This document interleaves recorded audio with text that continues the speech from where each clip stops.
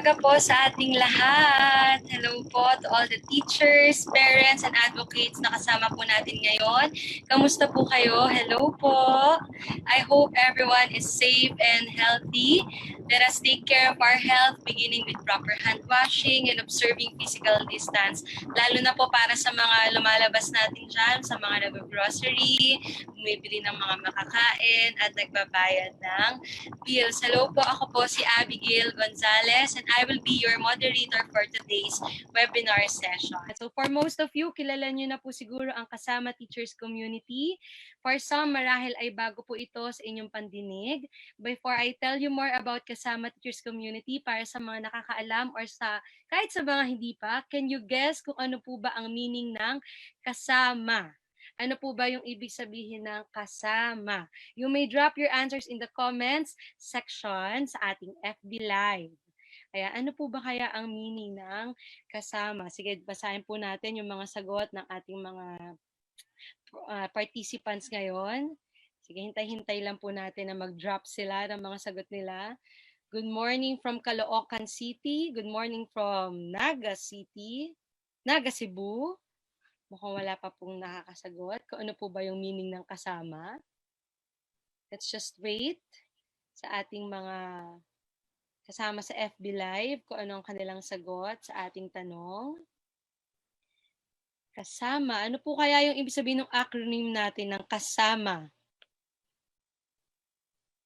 Okay, naghihintay pa po tayo ng may sumagot. Ka-science, ka-math? Okay, tingnan po natin kung tama ba yung ka-science, ka-math. Ayan, may iba pang sumasagot. Ka-science, ka-math pa rin po yung sagot nila. Hintay po natin kung meron pa po bang ibang mga sagot ang ating mga kasama ngayon. Good morning, watching from Negros Occidental. Good morning po. Ayan. So, ang meaning po ng ating kasama, or kasama stands for ka-science and mathematics teacher. Ayan. So, maraming salamat po sa mga sumagot. Kinulang lang ng word na teacher, pero karamihan naman po ay tama na ka-science and ka-mathematics. Anong mga organizations naman po kaya ang mga nasa likod ng KaSaMa Teachers Community? Comment down your answer. Ano po kaya yung ating mga organization na kasama natin sa KaSaMa Teachers Community?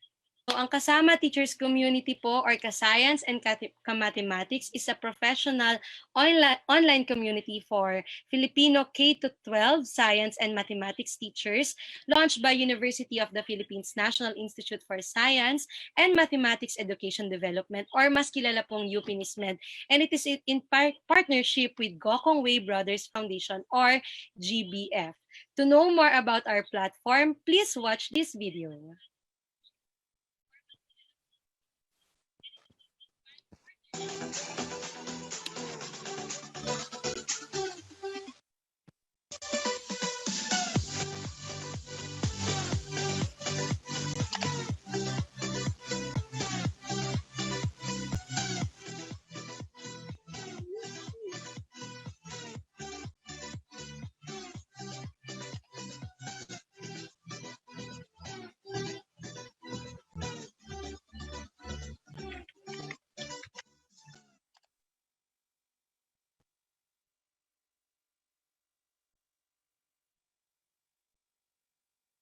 You saw it right. Aside from webinars, we also continuously develop content and learning resources such as lesson plans, activities, and exercises, and assessment tests, etc. So which could help you in preparing for opening of the classes, especially po as we transition sa bagong normal in schools. So ang tanong po ngayon, how to register?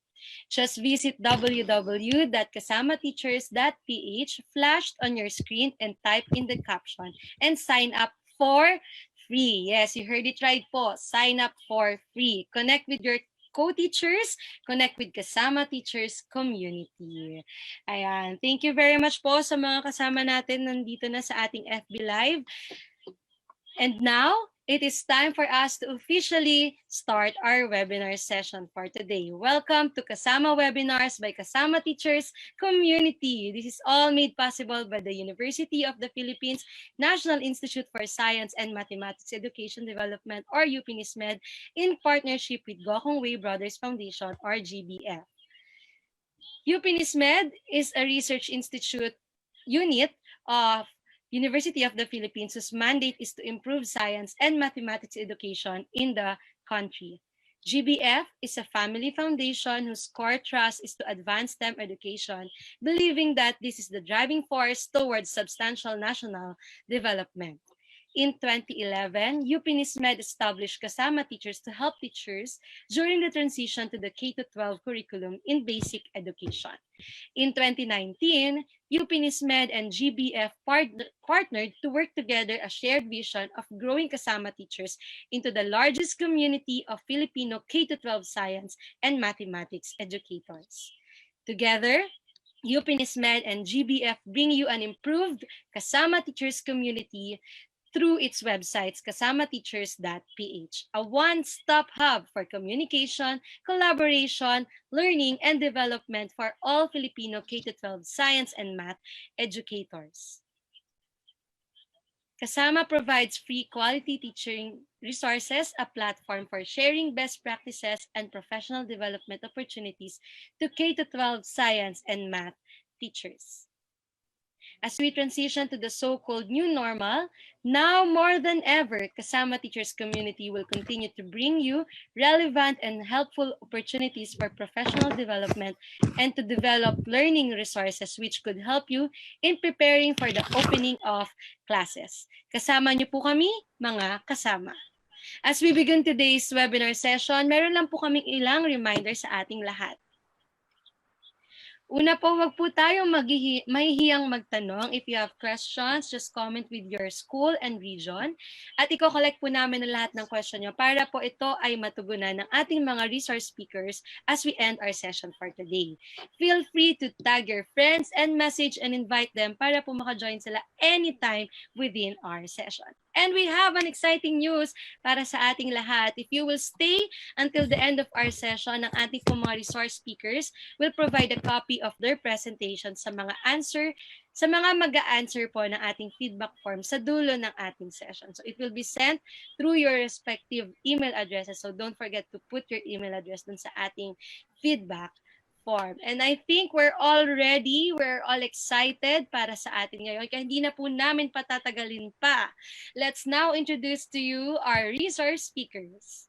Our first resource speaker is a science education specialist from the mathematics group from the UP National Institute of Science and Mathematics Education Development. Her specialty areas are curriculum studies, mathematics education, and problem-solving based instruction.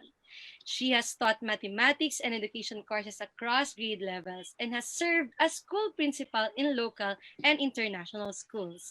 She is a graduate of UP Diliman and Chiba University, Japan. She finished a data science immersion program for the women. Her advocacy is employing data science skills and analytics in education research. Let us all welcome Ms. Maria Theresa Capule-Navarro. Now, for our second speaker for today, she is currently working as science education specialist with the physics group of UP-NISMED. She previously taught at the National Institute of Physics and is currently doing her PhD in physics in the same institution. Her training includes the use of data science tools, both for research, teaching, and communication. Let's all welcome Ms. Deborah Anne Lumantas-Colades. Hindi na po natin patatagalan, ibibigay ko na po ang floor sa ating mga resource speakers. Okay, thank you so much for that kind introduction, Abby. So good morning, everyone, and thank you for joining us in KaSaMa Teacher Community's second webinar, Translating COVID-19 Data and Visualization Inside the K-12 Classroom. So we are happy that you can all join us today. For everyone's information, let me reiterate, we will be sharing a PDF file of our presentation with all our resources, so make sure you stay to learn how. So I am Esa. I've been an elementary school teacher for 10 years, teaching various subjects, primarily mathematics. I've also worked as a K to 6 principal for 5 years to progressive and international schools while teaching education related courses to early childhood and child development college students. Last year, I was a recipient of a data science scholarship given by the For the Women Foundation. And since then, it has been my advocacy to apply data science in education and is continuously equipping myself with the skills that would make me achieve that. So for this webinar, it will be divided into two parts. So first, we will define terms such as data, data visualization, and data science to give us more idea how it is being used in some situation and how we could possibly explore applying this in education. And then we will share lesson ideas that we curated in integrating data and visualization in the K-12 classroom. To give you a context of this webinar, we are anchored to some teaching and learning strategies and beliefs such as content integration, inquiry-based learning, teaching through problem solving, and differentiated instruction. In our pursuit to educate all, we always have to consider all learners in mind, making our classroom an inclusive place to grow. So this webinar is not prescriptive. It is rather a conversation starter on how we could make our lessons more collaborative and relevant to current demands of industries and current trends. So data science is highly technical, but we will try to simplify what it is and how we could use it in education in various ways. So let us now begin with the first part and define some terms and get to know data science a little more and learn how we could maximize use the use of it in education. So, what is data? So, according to Cambridge Dictionary, data is any information, especially facts or numbers, collected to be examined and considered and used to help in decision making. So, I would like you to take note of the terms information and decision making. Data exists to tell us something that we could always use in making decisions. To quote a mathematician, Clive Humby, the world's most valuable resource is no longer oil, but data. So having data and knowing how to maximize its use can be powerful to its user.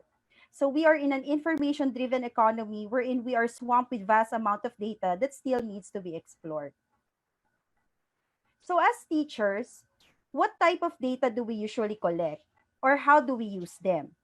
So the data we collect in the classroom goes beyond the student's test scores, attendance, and student profile. Data can be intimidating and sometimes we really try our very best to make sense of them. It is crucial for us teachers to at least be data advocates in our work so that it will be easy for us to translate data in the classroom as a decision or as a learning experience.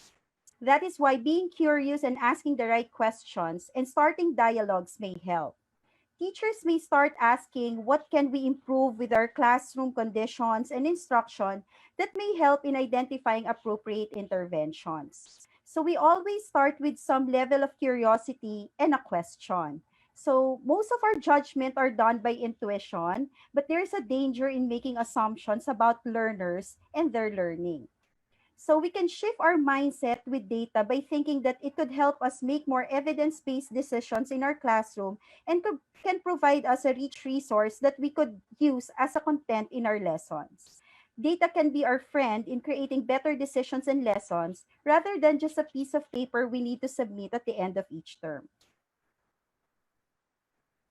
So how do we make sense of data?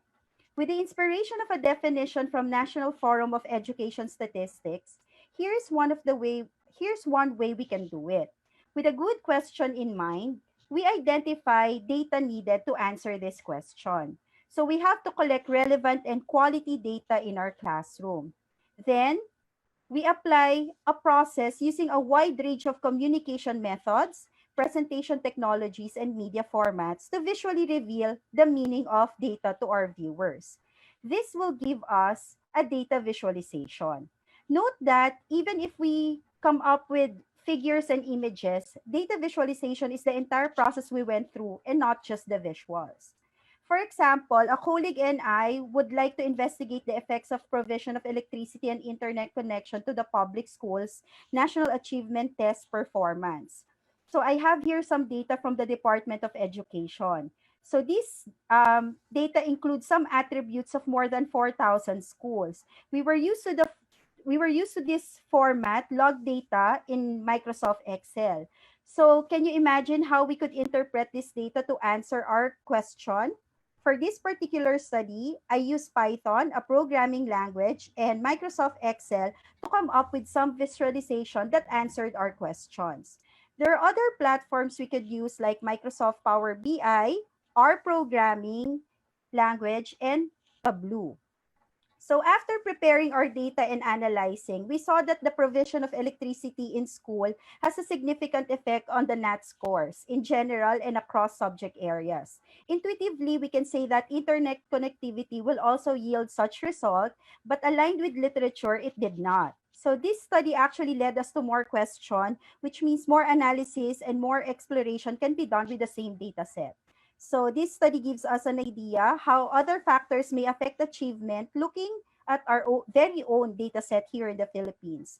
So we converted this into a policy brief that you can download for free at the UP Center for Integrative and Development Studies site or UP SEEDS.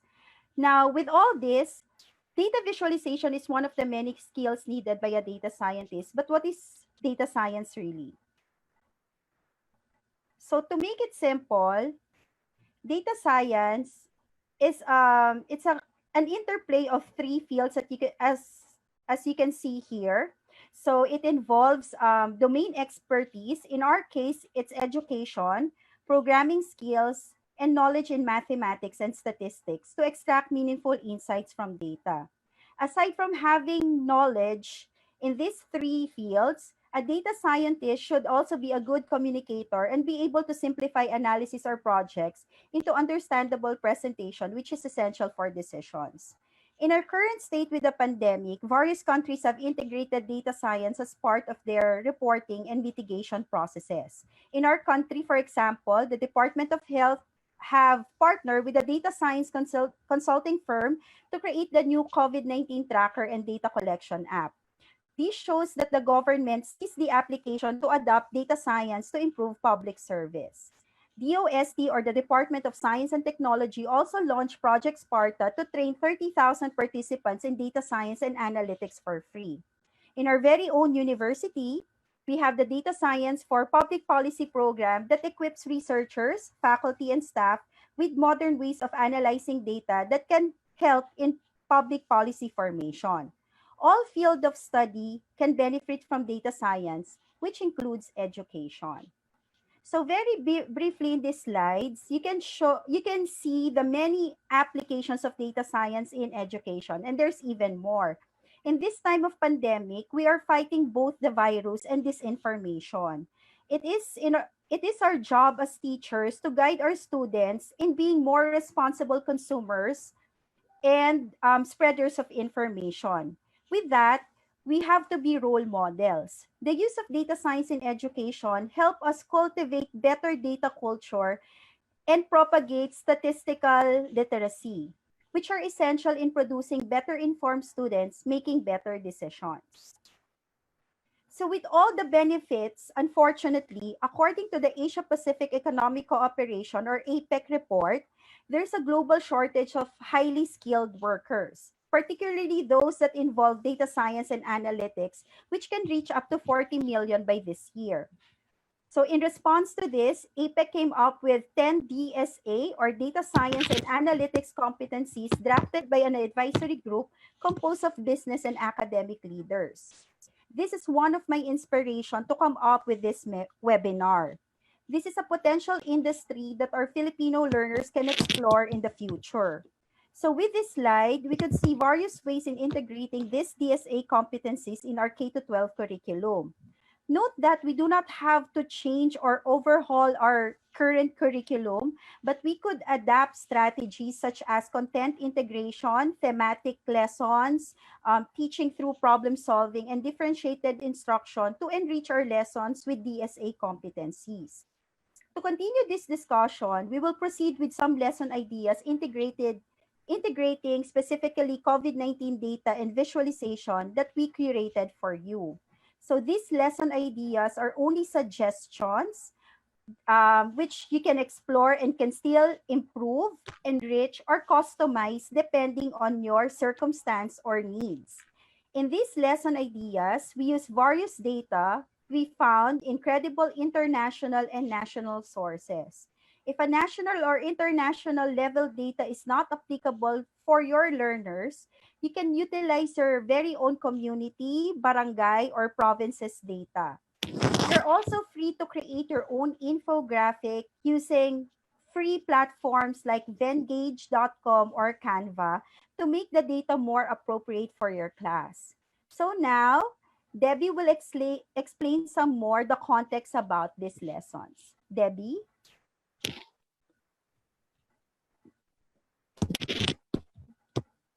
Hi, hello, fellow teachers. Once again, I'm Debbie, so that's my nickname. I'm also a teacher. I taught college physics before I joined in NISMED. Um, ESA already talked about the definition, define for us what is data and why is it relevant and how to get some insights and information on raw data by using visualization. And na, she also talked about the importance of um, introducing data or integrating it in our lessons in education.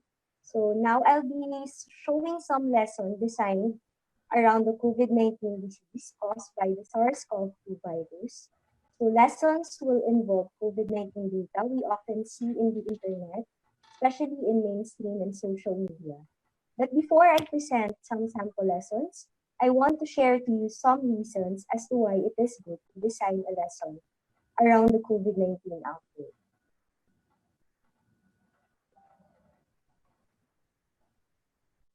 So first reason is we want to dispel misconceptions. So adult and students alike have a lot of misconceptions about the outbreak. We often see it circulating in social media or sometimes in the mainstream media. Some of the misconceptions listed, or I take note of some misconception listed in the medical news today. There's a lot of misconceptions about alleged COVID-19 cure. I'm sure you heard of it, like garlic protects us against coronavirus. Sa saging, ikaw ay gagaling. Then there's this Bisaya term tuog. So there are also a misconception wherein everyone thinks that everyone with COVID-19 dies, or only older adults and young people are at risk of getting COVID-19. Therefore, children cannot get COVID-19. Or the coronavirus is the deadliest virus known to human. Or maybe coronavirus or COVID-19 is just like the flu. Antibiotics can kill the SARS-CoV-2 virus, or thermal scanners can diagnose coronavirus. So we as teachers, it is actually our duty to figure out how to best explain the facts and debunk these rumors, as this can exacerbate our fears. So fear is in the heart of everyone, with the increasing number of cases and deaths due to COVID-19.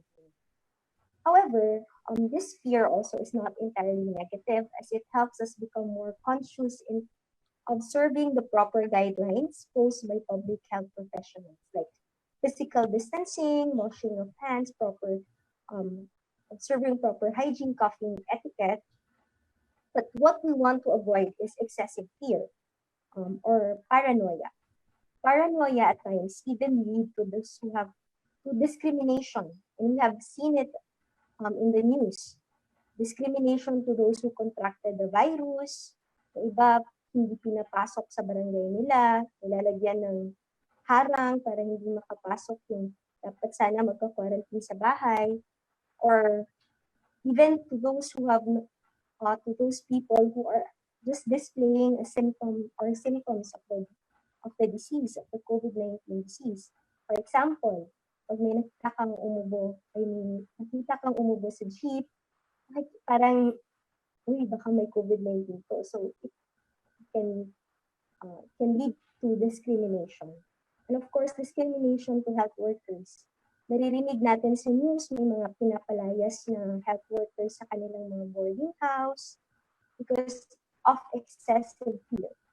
So our main goal in educating our students is for them not to err on the side of paranoia, nor to err on the side of laxity. So, hindi din natin gusto na super lax, hindi nag-observe ng guidelines or yung paranoid or excessive fear, nagkakaroon ng excessive fear yung mga students natin. What we want are students that are grounded on data and facts. So what are some of these data and facts? First is who can get COVID-19, who are prone to be severely ill. Severely ill. Is it deadly? How deadly it is compared to the past outbreak? Is it the first pandemic in the history of mankind? Why should I obey the guidelines? So with this knowledge, we are hoping that they would become more responsible, our students, to be more responsible in following the guidelines to protect them and of course the other people around them. Then also, making the COVID-19 as a setting for lessons or the context for lessons in subjects such as mathematics, English, social science, and media literacy will also help our students to be more engaged in the lesson. So a lot of researchers show that learning contexts that is timely and relevant have a positive effect on students' understanding. So discussing the origin and effects of a new virus will always lend itself to science classes in science or lessons in science. For example, the origin and effects of a virus. What is a virus? Why can antibiotics cannot kill viruses? In the succeeding slides, S&I will be presenting some sample lessons in other disciplines utilizing COVID-19 data. So, ESA will mostly talk about lessons for elementary grades. Then, it will be followed by mathematics lesson for junior and senior high school students that will be presented by your student. Now, let's start with grade 1 students. So under the subject grade 1 health, we can actually discuss proper hand washing. So the learning competencies here is to demonstrate proper hand washing to students and for them to realize the importance of washing hands. So this is important as it plays a critical part in fighting COVID-19. So the best way to do it remotely is it can be done through simulation videos and images. But first, we actually need to illustrate and explain to students how the SARS-CoV-2 virus primarily spreads. So we know that it primarily spreads through droplet and contact transmission.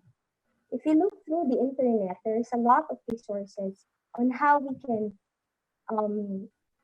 illustrate or explain how this virus spreads through, for example, through YouTube videos, or there's an activity wherein students put glitters on the hands of students and they will be allowed to shake hands. So one student will have a glitter on his or her hand and they will be allowed to shake hands with another student. So in that way, they can actually see how the virus spread by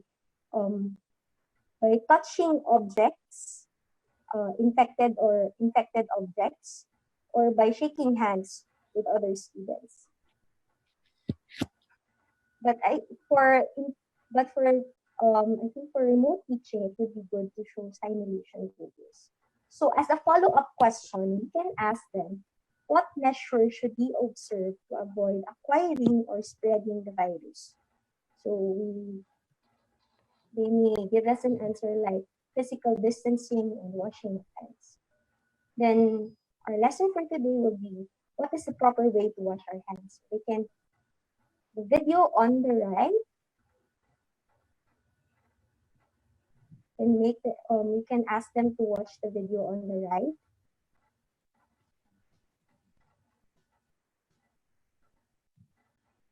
Go on, Debs. It's not playing, but you can. I think I actually put a link below so you can click on it and watch it during your free time. So we can give a short introduction on what the video is all about. So it's actually a simulation wherein you put UV hand gel to your hands.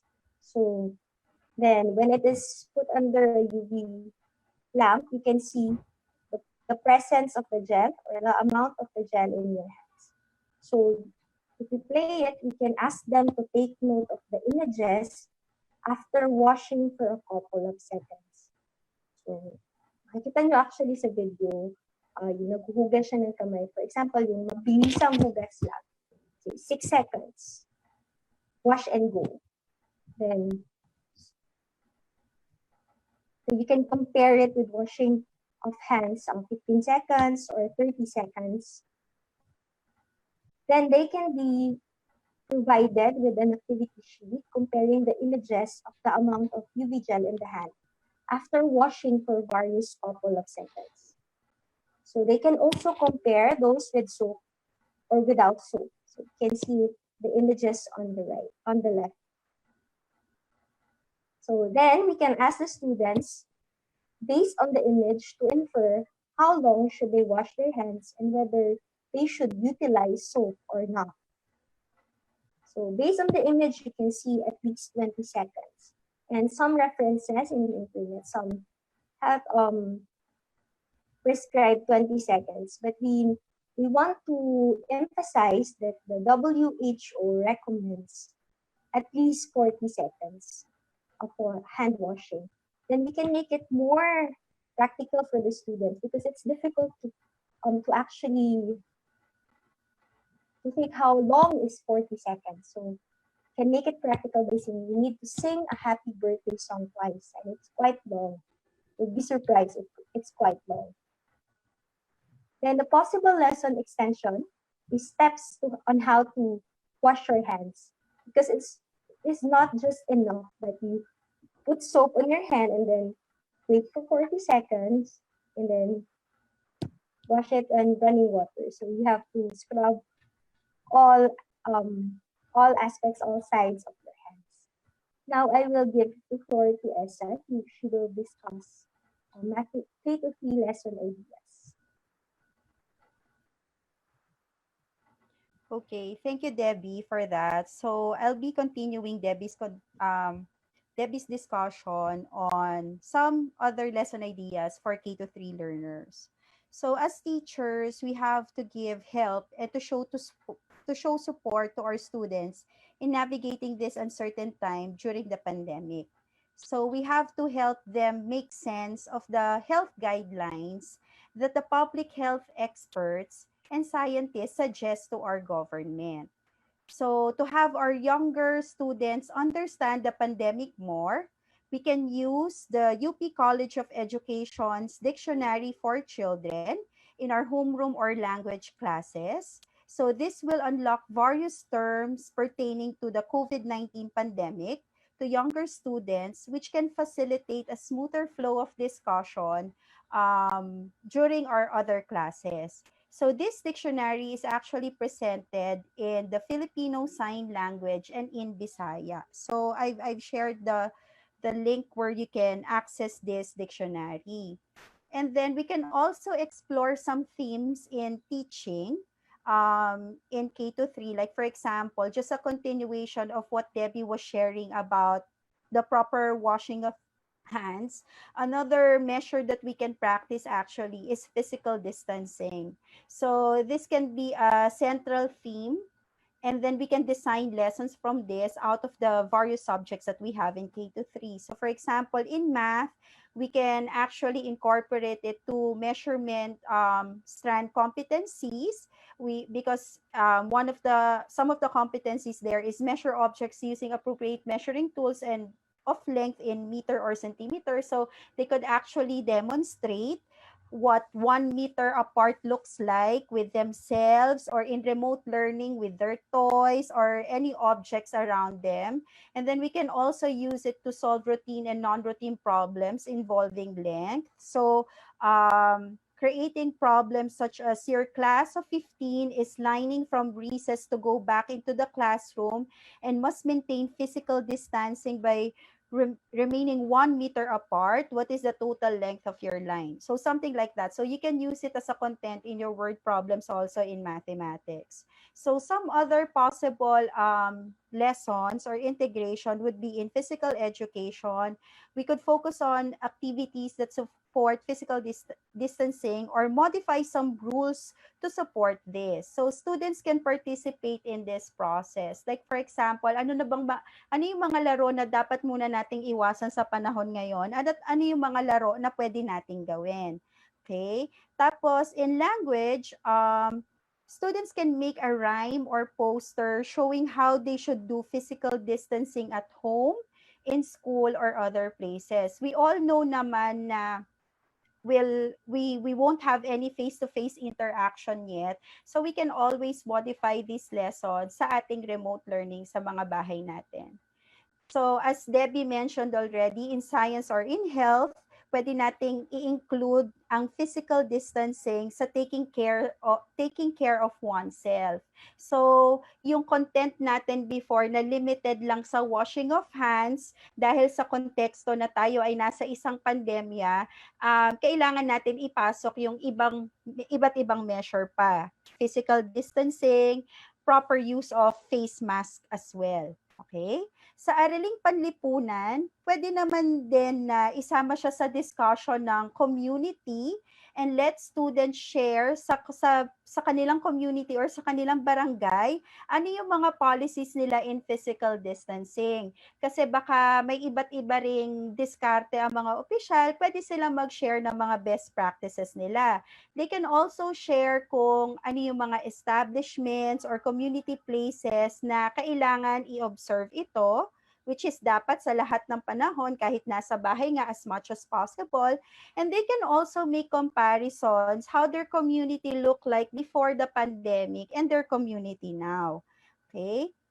So sa arts naman, there are various countries na gumagawa ng kanya-kanyang diskarte para ma-practice ang physical distancing. So I came across a photo na yung mga bata, they're wearing hats na parang may propeller siya ng helicopter, just to make sure na hindi nagtatabi-tabi yung mga bata. So, if we are art teacher, we can actually design a lesson to encourage students to think of ways kung paano nila mapapractice ang physical distancing using locally available materials. So, this can also help us in our preparation for the face-to-face classes. So in music, an example will be creating jingles out of the rhymes that they've composed in their language classes para makapag-spread pa tayo ng awareness of physical distancing. So, madami tayong pwedeng gawin, and you can see dun sa binahagi ko sa inyo, it's not just mathematics or any other subjects. We can always practice integration and collaboration, making our lessons multidisciplinary na. Looking at a certain theme, which is physical distancing.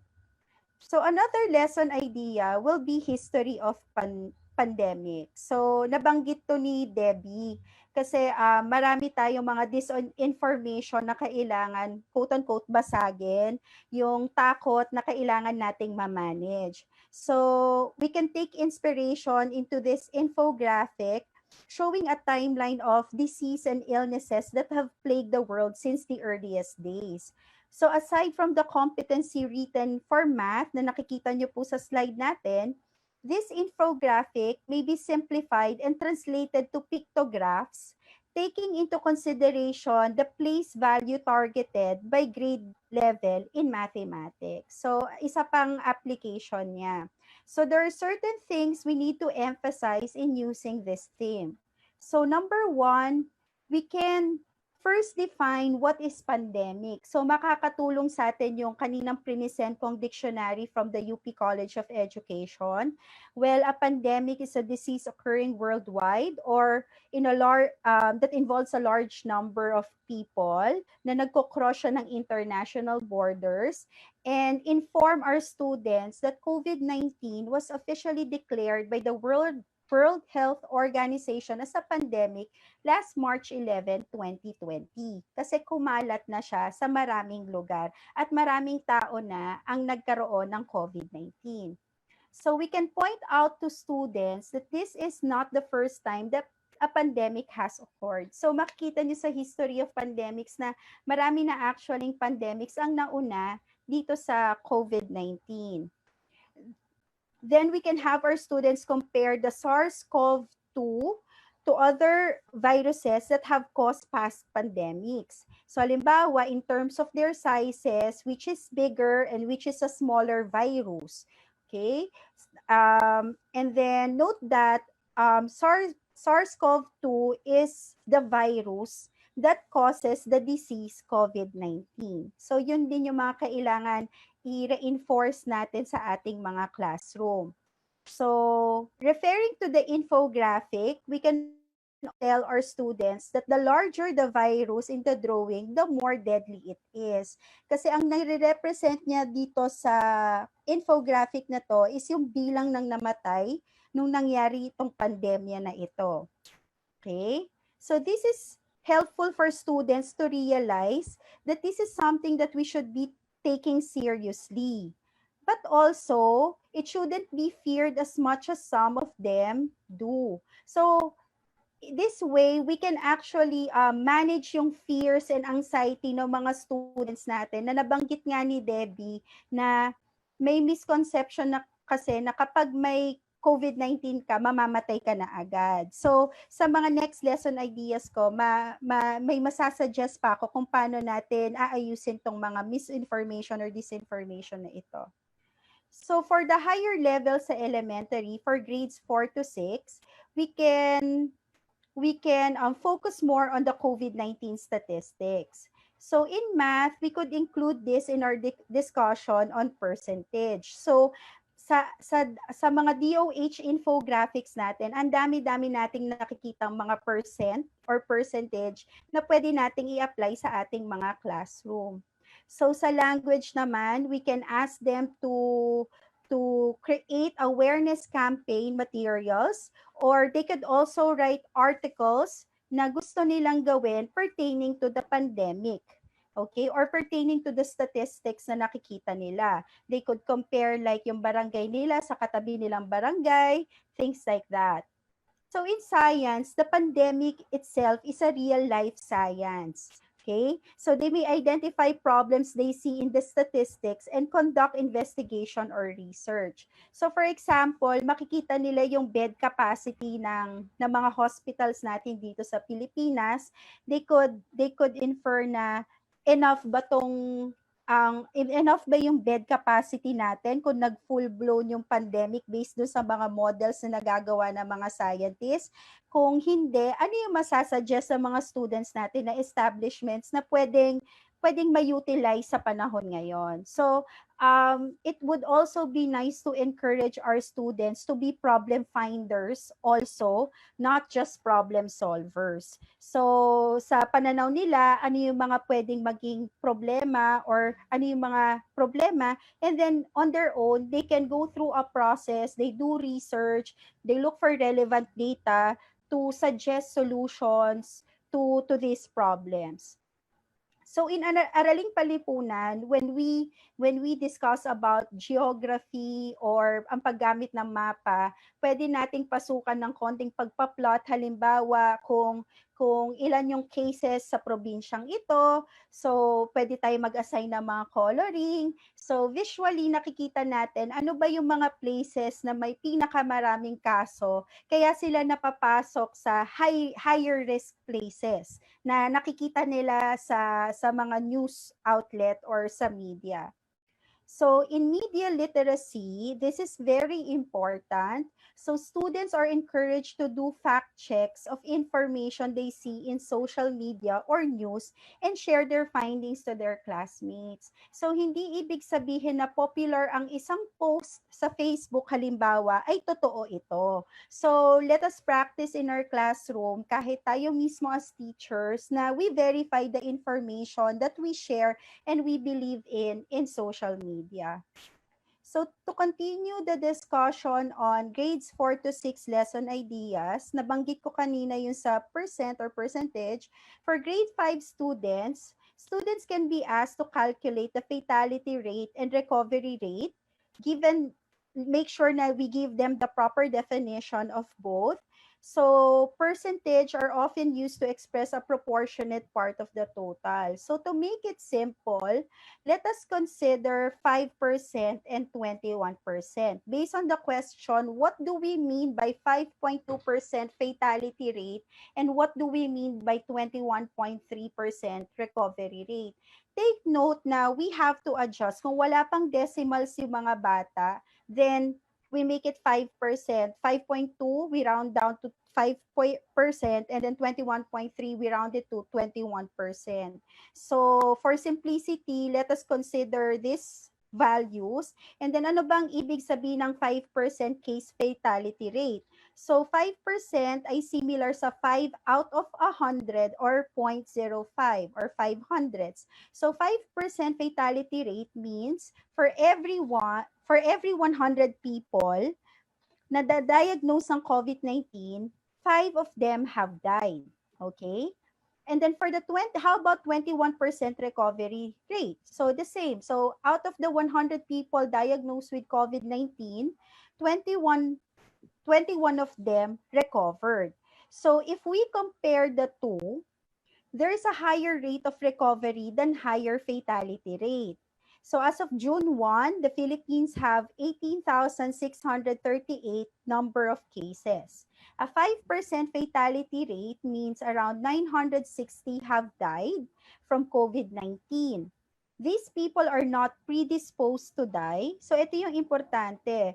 These people are not predisposed to die. That's why it is important to observe and follow guidelines provided by the government to protect those who are more likely to die from COVID-19. Kaya magandang i-reiterate natin sa classrooms natin yung mga guidelines na binibigay sa atin ng gobyerno at yung mga dapat ino-observe natin ngayon, katulad ng paghuhugas ng kamay, physical distancing, at ang paggamit ng face mask. And then, relating to Sir Rolly's talk last week on teaching with compassion, we may also explore themes like volunteerism in the time of this pandemic. We could highlight how various groups and our frontliners step up to provide much needed help during this time. So yung sakripisyong ginagawa nila. And then we can design lessons around this theme and somehow promote that we are all in this together and we will heal as one nation. So to continue this discussion and to give you more lesson ideas for junior high school and senior high school, balik ko po ulit kay Debbie yung mic. Debbie?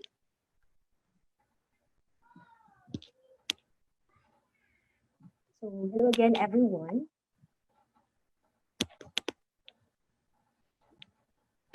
So in most reports about COVID-19, data are often presented in charts and graphs. As you can see in the slide. So we can make use of this data visualization. We often find in the internet and DOH report and a lot of sites in the internet. To teach our students how to understand, analyze, and interpret data. So this is under the statistics and probability topic for grade 7 mathematics. So we want students to use appropriate graphs to present organized data. So graphs and charts such as pie chart, bar graph, and line graph. So on the next slide, you can see we can design activity sheets containing different types of charts and graphs visualizing the COVID-19 statistics. So we can provide guide questions to scaffold them in their discussion. So ano yung mga pwede natin itanong? First, we can ask the students to discuss each graph or chart. So what information could we get from each graph or chart? So may naisip ba kayong mga guide questions, for example, for the bar graph?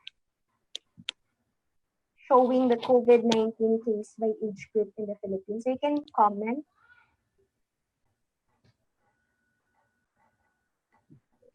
So here are my suggested guide questions for the bar graph. First, which age group has the highest number of cases in the Philippines? So which age group is most likely to die from COVID-19? Then we can also let the students state whether the following statements, I'll mention it in a while, circulating in social media are either true or false based on the data presented in the bar graph. Number one, everyone with COVID-19 dies.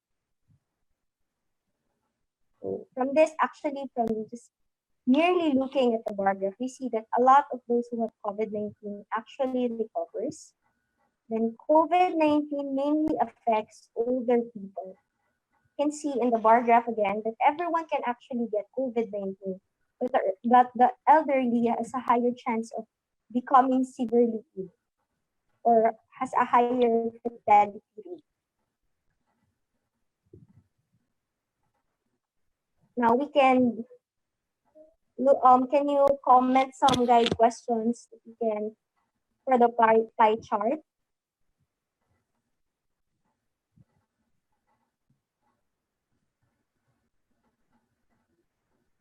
So here are my suggested guide questions. First, how would you describe the distribution of active cases? So active cases,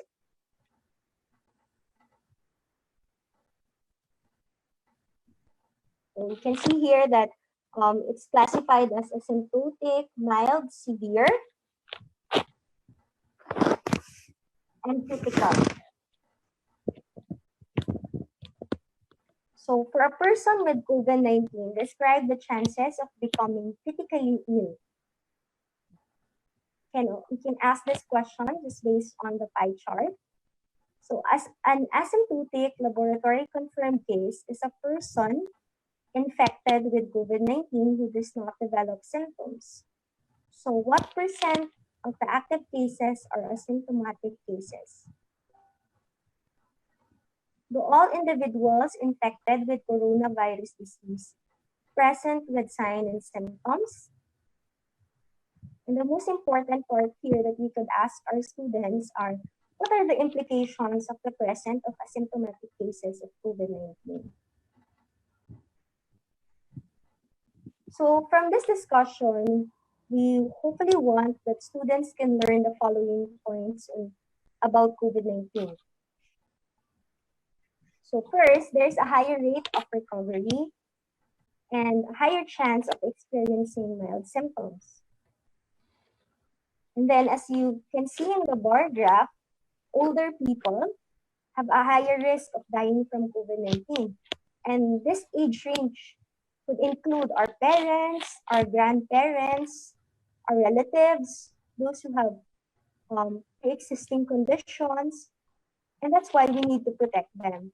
We need to follow guidelines, not just for ourselves, but for those who are more vulnerable in getting severely ill from this disease. Then this important discussion also on the presence of asymptomatics. Because asymptomatic cases do not actually show symptoms of the COVID-19 disease, but they can easily spread the virus. So it can be it's always recommended to treat ourselves as asymptomatics, especially when we are not displaying symptoms of the virus, just for us to be more conscious to obey the guidelines, since we do not know if we are carrying the virus.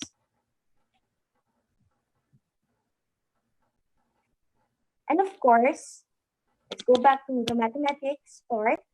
We could ask our students when it is appropriate to use a bar graph, a line graph, and a pie chart to visualize data. So here we can explain saan ba ginagamit yung bar graph, saan ba ginagamit yung pie chart, saan ba ginagamit yung line graph.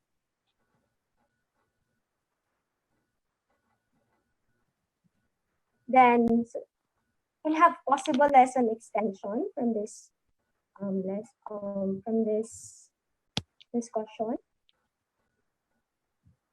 So we can actually present the students a table containing the number of cases and cases per million in different Southeast Asian countries. Again, this table here is downloaded at Johns Hopkins University. They have a website in the internet.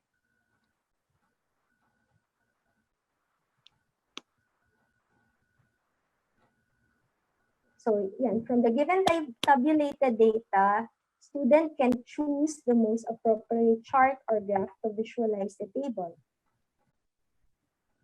So based on the visualization that they actually make, we can ask them the following questions. First, which Southeast Asian country has the most number of recorded cases, most number of recorded cases per million, that will give us a more meaningful comparison of reported cases. Is it the number of cases or cases per million? And then we ask the students to explain the reasoning. And then what are other factors that one should consider when comparing the number of cases per country? So here we can actually point out to students the importance of the context wherein the data were gathered, and also that comparisons of countries sometimes can be problematic, or there are some nuances. So as you can see, diba, meron tayong cases per million. So you can ask our students why is it meaningful to present it in cases or cases per million. So here it is important to point out the necessity of including population. Kasi di ba pag nagko-compare ka ng countries, pwedeng konti lang yung cases ng country na to. Pero konti lang din yung population nila. Or konti yung cases by number, pero malaki yung population nila. So, di ba mas severe yun pag mas malaki yung population ng isang country. Tapos, mas konti yung population ng isang country kaysa sa isang country with the same number of cases who has a larger population. Kaya mahirap din actually sagutin minsan kapag gusto nating malaman kung sino ba sa mga countries have dealt better with the virus just based on the number of cases. So it's not that easy kasi may mga factors such as how they record their figures. But some countries, kailangan ba i-test ng PCR or just by displaying symptoms, we consider them already as a COVID-19 positive case. Another issue here is the difference in testing capacity and contact tracing. So not all people with COVID-19 are tested. There are also political factors. It is more difficult to have confidence in data which come from countries with tightly controlled political systems. Then also the population density. So yung density, kunwari, yung sa isang area na yan, kung maliit yung area, malaki yung population. So mas dense yung area na yan. So kung maraming cases doon, kung malaki yung number of cases in that small amount of area, medyo delikado yun. Ibig sabihin, kasi nga, super tight compress yung mga tao sa isang area. So same is true when comparing number of deaths. Medyo mahirap din mag-compare ng number of deaths across countries. First is, magkakaiba yung population age distribution among different countries. Also, the healthcare system is different among different countries. So these are some factors or issues that we can actually point out to students. Then another lesson idea that we can discuss with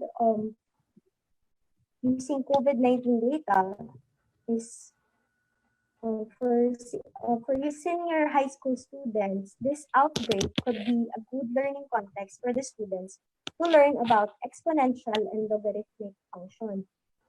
Kasi we know that the spread of viruses is actually an example of an exponential function. So we can do this. We can start with a hypothetical disease wherein one person is infected with a contagious virus, and that each number of infected can infect one new person each week. So then the main question now is, how do viruses spread through a population? I provided here the link. You can actually go to this site and you can have access to the worksheet and guide on how to teach this lesson. So suggested flow of activities as follows. First, you can ask for the pattern in the number of infected with time. So meron tayo dito sample exemplar student answer key. So you can see here the number of infected with time with the passing of weeks. Then in asking for the pattern, we can ask the students to recall about geometric sequences. We have already discussed this in grade 10. So common ratio, find the nth term of a geometric sequence. Then we can ask the students to write an equation that could model the hypothetical pandemic. So then ask to plot the first 8 weeks.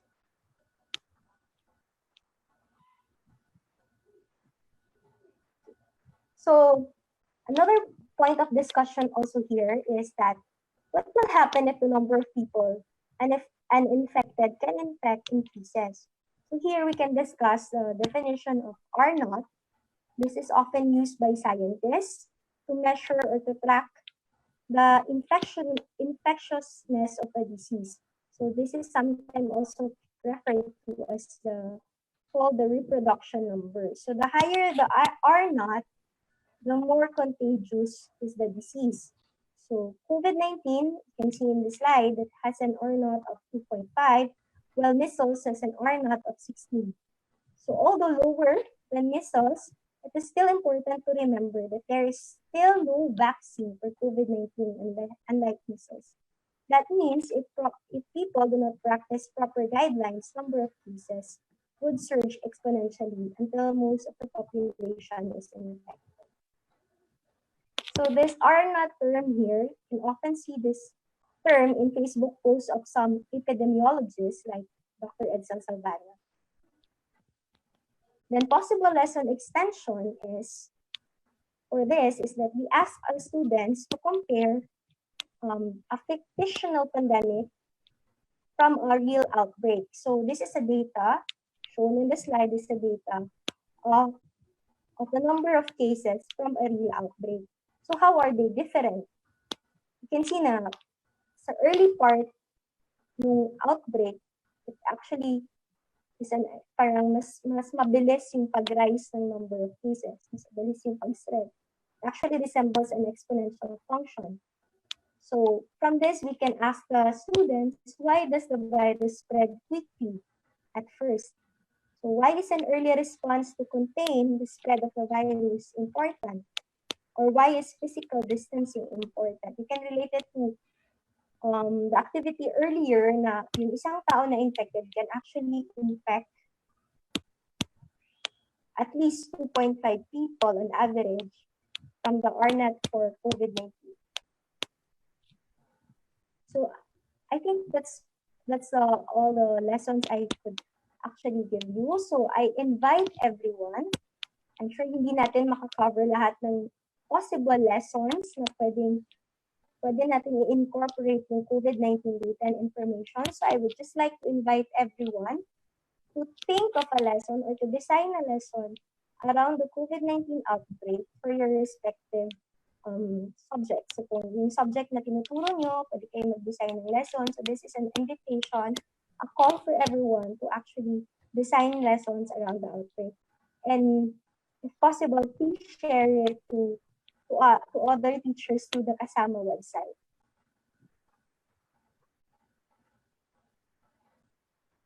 Okay. So we're at the last slide of our presentation. So according to Stephen Few, an innovator and data visualization consultant, numbers have an important story to tell. They rely on you to give them a clear and convincing voice. So during this time, we are fighting both a pandemic and infodemic, or a widespread of misinformation and disinformation. So we teachers and the schools have a great role to play in managing fear, anxiety, and misinformation among our students. It is also important for us to guide them and support them during this very difficult time. So we can never go wrong if we use relevant data properly in their proper context inside our classroom. Through this, we can also relate to one another and probably show support to one another. So hopefully with this webinar, we could design a flexible, innovative, relevant, and empowering, so para siyang fire, lessons for our students. Again, that's flexible, innovative, relevant, and empowering lessons for our students. I hope that this fire could spark conversations, collaborations, and community amongst us. So this ends our presentation. Thank you for joining us. So as Debbie mentioned, if you have if you would like to collaborate with us, or you have any questions regarding our presentation, please feel free to get in touch with us. So again, thank you for joining us today. Thank you very much, Miss Essa and Miss Debbie, for such a very informative and enlightening session. Personally, my key takeaway for this session is education is very important, lalo na sa panahon na ito, no? And as educators, we play a big role in helping our students, even the parents, kung paano magiging effective na malabanan yung COVID-19. So in line with this, as educators, very important that we intentionally, I think, while Miss Essa and Miss Debbie is talking, no, parang it keeps on reminding me to intentionally incorporate and integrate the current situation sa ating mga lessons. So the students will be well-informed sa mga nangyayari. And basically, dun madedefine yung mga magiging action nila in these times na nasa pandemic tayo. So at this point, nasa kamay na natin ng mga KaSaMa teachers. So at this point, we will have the question and answer segment. Miss Essa and Miss Debbie will respond to some of the questions we have that you raised during the session sa ating Facebook Live. So for our first question, okay, context is key in making sense of data. So what context might be relevant and timely in explaining to students how data can at times be wrong, and therefore any conclusions made based on it should be taken with a grain of salt. So Miss Essa and Miss Debbie, let's give time for them to read first the question before they respond. Sige po, habang nagbabasa sila. So if you still have questions, mga KaSaMa teachers, please comment po sa ating Facebook Live comment section. Okay, so I think it is very important, number one, first, to verify where your data came from. So syempre, we have to make sure that these are reliable and verified sources of information. And another thing we could look at, statistics will really play a great role when in terms of data analysis if we want to understand data. So if it's a data that is from the Philippines na ito lang yung kinuhanan na lugar, for example, so it's just a description of ilan ba yung kaso, ilan yung ganyan. So kanina mga nabanggit si Debbie na yun nga, minsan may mga nuances kasi if we compare data from our country to other countries, so things like that. I think Debbie was the one who shared about giving context to this data. So Debbie, can you elaborate on this? Yeah, kasi, okay. Based on experience, nung nag-start pa lang yung pandemic, usually we actually see posts in social media, like comparing Philippines and Italy based on the number of deaths, for example. So, it's important to see the context of that data. Ano yung mga important things, for example, to watch out factors that we need to include in comparing these countries. For example, yung population age distribution. A lot of people in Italy are actually elderly. So medyo matatanda yung population nila as compared to the population, the distribution of ages in the Philippines. Pwede din nating tingnan kung pwede din yung maka-affect yung climate. So maraming factors na kailangan i-consider. So kailangan yung context ng data. For example, kahit nagko-compare ka lang ng number of cases, you need to take into account what is the population, what is the area of the country, livable area kung saan tumitira yung mga tao. Then usually clustered pa yung population mo. Hindi naman lahat nagkahalo-halo. So you have communities. So yun yung mga context and data. Kasi nga pag binigyan ka lang ng numbers, kasi hindi mo alam kung ano yung ibig sabihin ng numbers na to. Let's say you're given the number of cases. So you don't know that paano ni-record yung cases na yan. Whether sinama ba, di ba, nung first nakita natin nung number of COVID-19 cases sa China, biglang nag-spike. Kasi sinama nila yung mga number of cases or people who are actually displaying symptoms of COVID-19. So, ganun. So, kailangan ng context, parang yung story, situation, setting, kung paano kinuha yung data, kung paano nag-gather yung data. And that's important when we are trying to interpret data or trying to make sense from data. Okay, may dadagdag pa po ba kayo, Miss Esa?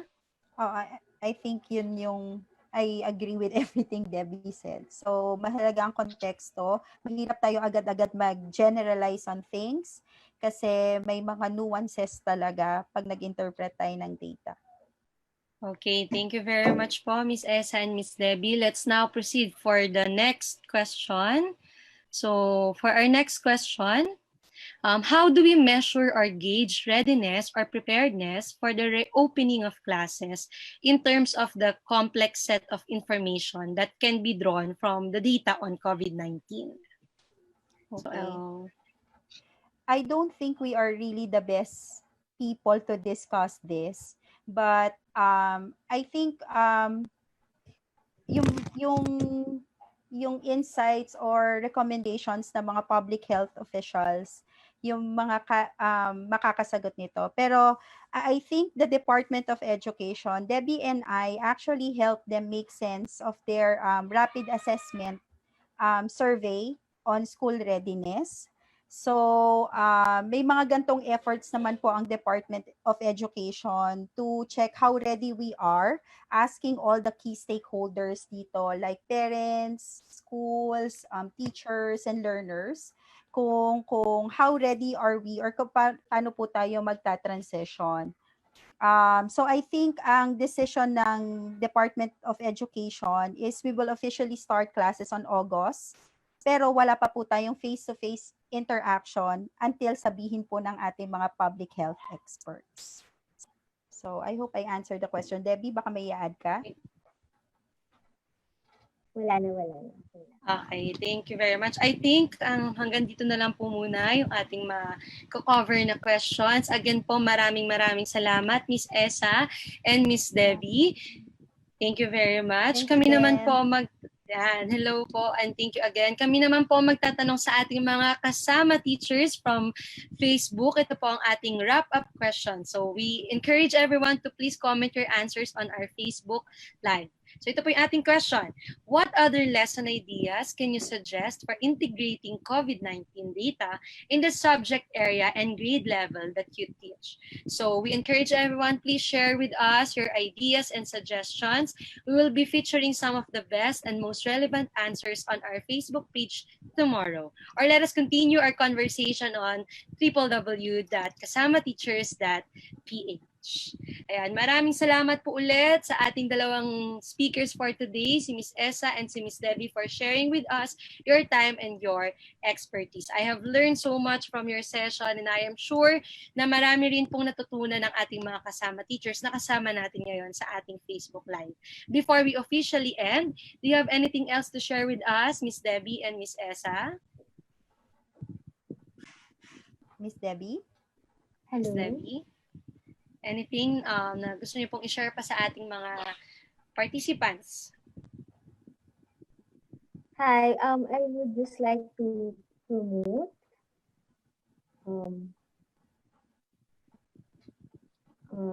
some of the activities or the programs we have in UP NISMED.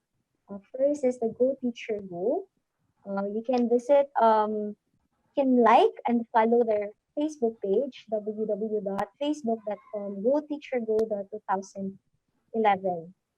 So they actually talk about topics on how to effectively teach science and mathematics. How to effectively teach science and mathematics. So this is for teachers. You can also